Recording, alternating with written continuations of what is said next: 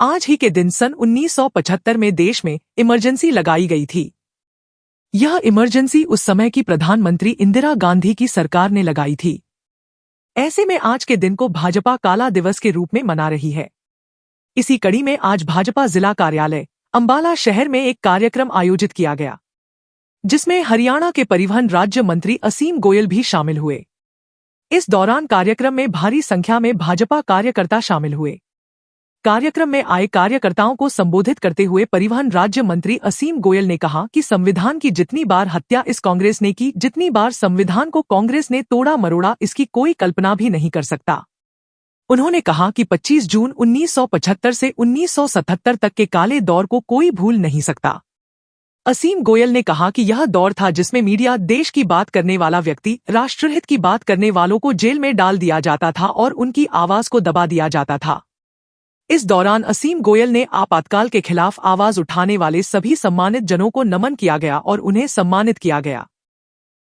कि बात करने वाली कांग्रेस संविधान के नाते कि आज संविधान के सांसद जो जा रहे, मैं कल देख रहा था, हर सांसद संविधान की कॉपी लेके शब्द ले रहा था और पूरे चुनाव के अंदर उन्होंने एक बात पकड़ के रखी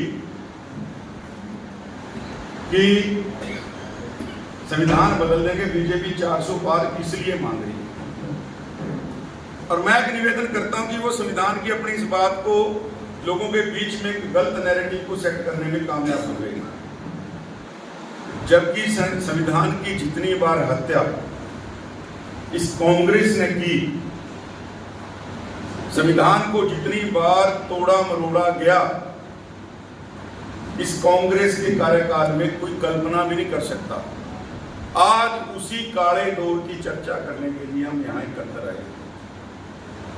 25 जून 1975 से लेकर 21 मार्च 1977 तक लगभग 1.25 साल का देश के अंदर का कार्यकाल काले अक्षरों में लिखा गया और उसको कोई मिटा नहीं सकता, क्योंकि इलाहाबाद हाई कोर्ट ने, जो आज प्रयागराज है, प्रयागराज हाई कोर्ट ने इंदिरा जी को, जो तत्कालीन प्रधानमंत्री थी, उनके चुनाव के अंदर लोगों को पैसे के माध्यम से, ताकत के माध्यम से, सरकारी मिशनरी का दुरुपयोग करने के माध्यम से, डरा धमका के, लालच देके चुनाव के अंदर जो चीजें सब बैन होती हैं उन सबका इस्तेमाल करने के ऊपर दोषी पाया गया और उनके चुनाव को अवैध घोषित कर दिया गया। ये 12 जून की बात है 1975। इंदिरा जी ने सुप्रीम कोर्ट के अंदर, माननीय सुप्रीम कोर्ट में जब अपनी याचिका दाखिल की तो 24 जून को माननीय सुप्रीम कोर्ट ने भी कहा कि भाई चुनाव आपका अवैध है, लेकिन आप पद के ऊपर बने रह सकते हैं, यानी प्रधानमंत्री के जब तक अगला चुनाव, अगली व्यवस्था नहीं होती। तो इंदिरा जी को लगा कि अगर ये सत्ता मेरे हाथ से निकल गई, और तब तानाशाही का ऐसा दौर शुरू हुआ। 25 जून की रात को फखरुद्दीन अली अहमद जी, जो हमारे महामहिम राष्ट्रपति होते थे, उनसे जबरन इमरजेंसी घोषित करवाई गई और बिना मंत्री परिषद को, मंत्रिमंडल को बताए बिना, ये तो सुबह जाके 26 जून को मंत्री परिषद को बताया गया कि देश के अंदर आपातकाल लागू हो गया है। और आपातकाल कैसा? जो सिस्टम के खिलाफ आवाज उठाए उसको अंदर डालो। हमारा मातृ संगठन है आरएसएस।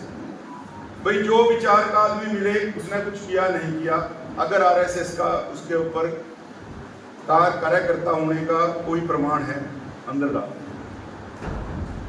कोई प्रमुख पार्टी के, विपक्ष के नेता हैं, उनको अंदर डाल दो। जो देश की बात करने वाले हैं, लोकतंत्र की बात करने हैं, लोकशाही की बात करने वाले हैं, जनतंत्र की बात करने वाले हैं, उठा के अंदर डाल दो। मीडिया का कोई आदमी, रात को 2 बजे बिजली काट दी गई कि दिल्ली के अंदर कोई अखबार छपना सकता।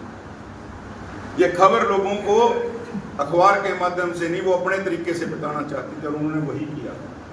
2.25 साल अंग्रेजों के राज से भी अगर काला राज इस देश के अंदर चला। ये कोई मैं आपको पौराणिक कहानी नहीं सुना रहा कि भाई मैं महाभारत कालीन में आपको ले जाके, कोई साक्ष्य नहीं है, हमारे बीच में साक्ष्य बैठे हैं। खुद जिन्होंने, किसी ने साल की, किसी ने 6 महीने, किसी ने 1.5 साल की सजा काटी, हमें उनके जो उस समय की जो स्मृतियां हैं वो हमें बताएंगे भी। मैं तो स्मृति होती है, उसके लिए कुस्मृति नहीं कह सकते, लेकिन ये कुस्मृतियां ही होंगी